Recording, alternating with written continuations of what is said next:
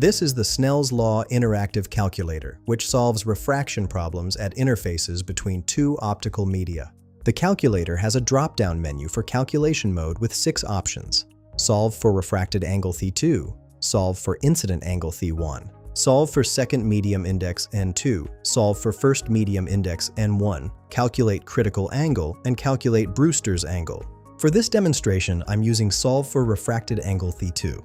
The input fields are refractive index N1 for the first medium, refractive index N2 for the second medium, incident angle Th1 in degrees, and refracted angle Th2 in degrees. Let's work through an example. I'll enter refractive index N1 equals 1.1000 for air, refractive index N2 equals 1.520 for crown glass, and incident angle Th1 equals 35.0 degrees. After clicking Calculate, the primary result shows Th2 equals 22.16298 degrees. The status confirms refraction occurs. Critical angle Thc shows Na because N1 is less than or equal to N2. Brewster's angle Thb equals 56.659 degrees. The verification shows both N1 sin Thoi1 and N2 sin Tau2 equal 0.573576, confirming Snell's law is satisfied.